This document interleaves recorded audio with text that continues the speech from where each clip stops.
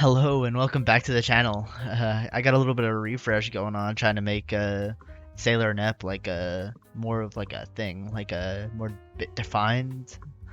Now with anime girls, the ultimate clickbait. You can see the character there. She is wearing like a sailor outfit and is has like a neckerchief and everything. I am a sailor after all, so that's where that comes from.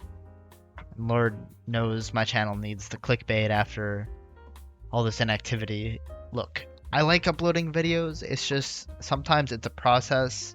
I use DaVinci Resolve, and it's not exactly the easiest editing software to use. I don't know, for me, I don't know if you guys know anything about it, but for me, it occasionally lags when I try to edit videos. Um, I don't know what the deal is with that, but I'll push out this video. If you guys know anything about it, let me know in the comments or like reach out to me on Discord. I am currently pretty active in Cold Rose's Discord. I'll post a link to that Discord in the description if you are interested in joining. To combat all of this inactivity, I'll probably make a video titled The Current State of For Honor and talk about For Honor for like 10 minutes to get some views. But unironically, that's what I'm here to do, to express frustrations and a few opinions about the game that you've probably already heard more than a few times. Despite this fact, I will give credit where credit is due. Unlike a lot of people who make content on the game, I've really only been playing For Honor for like the last year. I've logged upwards of 750 hours on the game though, and I attained a decent 90-ish reps across plenty of characters in the game, mostly the knights. My main character I play is Black Prior, if you couldn't tell from a couple of videos I've made on the game. I started playing him after playing Warden a bit. I only really got like a singular rep on him. I bought the DLC for Black Prior, the rest is history. I really enjoyed the idea of a knight with a sword and a shield. I didn't even know he was a very decent hero at the time. I just kind of picked him up because I thought he was cool. And after all that time spent playing the game over the last year, I can confidently say that I've greatly enjoyed the time I've spent playing the game, and I love the friends the game has enabled me to make. There's just something so awesome about the wide cast of fighters and weapons and fighting styles. It's seriously amazing how unique this game is, and I absolutely adore it, being the weapon geek I am. I'm super into swords. We all make jokes about how much of a love-hate relationship we have with For Honor, but at the end of the day, I'm sure we all enjoy our time playing the funny sword game. I mean, why else wouldn't we log countless hours playing a game that we seriously don't enjoy? I mean, we all look forward to our moments when we have to fight against a whole team and prevail. I mean, if you're good at this game, you can seriously be invincible, and I love that so much. For Honor is an experience you can't replicate with any other game currently on the market. There's no other alternative to the experience you get when you play this game. You can come close with games like Mordhau and Chivalry 2, but nothing really stacks up to what For Honor is all about. Unfortunately, the reality is both a blessing and a curse, a double-edged sword if you will. Despite the game being great, it's because of this uniqueness that we all have to rely solely on For Honor to be consistently playable to enjoy the experience I was talking about. And of course, the game is owned by Ubisoft itself, which is notorious for making questionable decisions when it comes to these games. I mean, seriously, why do I have to install a third-party launcher that was made from spit and glue to play the game instead of just letting me launch it directly from Steam like any other game I own? And why do I have to access the hardly working overlay to invite my friends to play with me, only to find out that I have to restart my game because they aren't receiving the invites? Ubisoft has really got to put more thought into things, not because they ruin the experience, but because they don't, but because they make the game ever so slightly uncomfortable to play.